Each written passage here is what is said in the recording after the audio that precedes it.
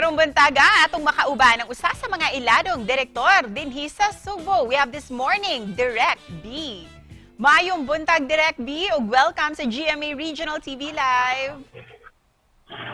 May buntag ng speaker and then sa tanan nga nananaw sa GMA Regional TV Live, may buntag sa ninyo o ni Dan Lopez, may buntag.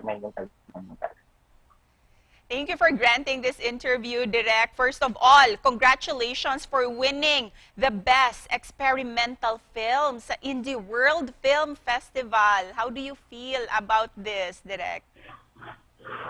Okay, thank you sa pag-congratulate me. And then, super happy kay doon na po yung mga Subuano nga nakapahatag o pasigarbo sa kalibutan pinaagi sa film. Can you share to us, Direk, kung unsa kining award-winning film ninyo nga Mata-Mata? Oh, sure thing. Ang Mata-Mata is Bisaya na siya nga pinulungan nga kanang more dali magmata-mata ka, but the story-wise is story ni Bren, the name of the character nga naay schizophrenia. Then one time nalimtan niya during his lunch ang iyang medication nga muhap unta niya nga dili matigger ang iyang schizophrenia. Dito na siya nagsugod o inhibit o kanang mata-mata. Mura na siya nakakita o katong mga fear niya nga gisigi siya gukod. And then that's the diha na nagsugod ang story. Very interesting kayo, no? Ang istorya sa inyuhang film nga Mata-Mata. Busa, Direk, gusto na mo may balaan.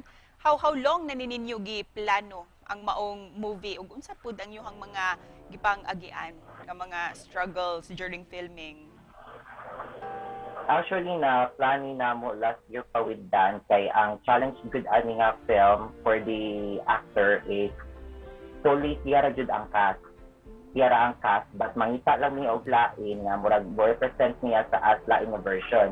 Pero dili jud ipakita nga lain tao.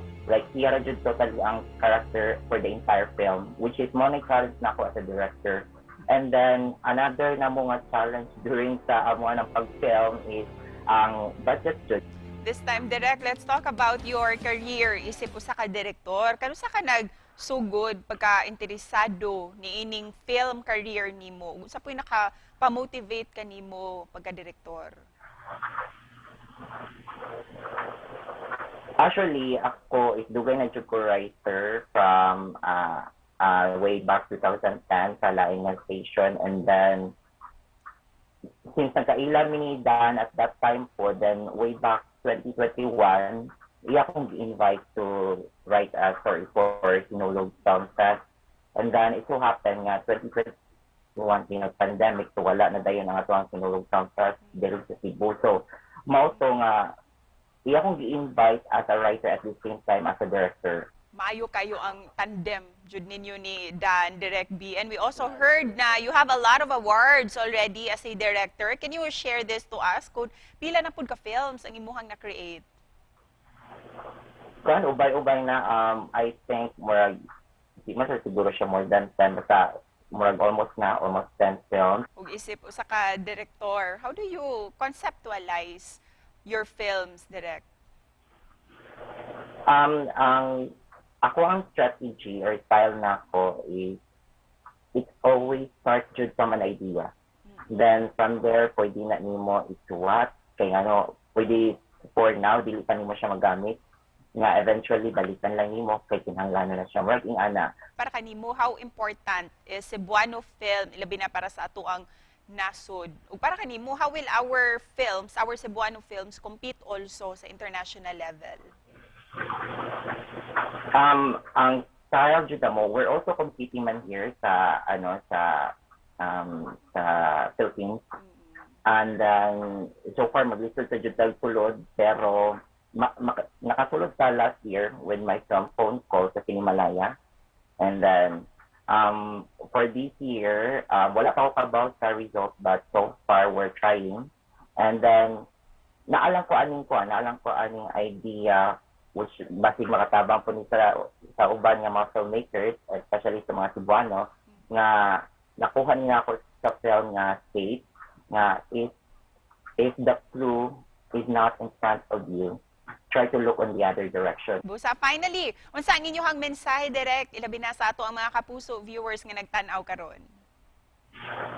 Sa mga kapuso,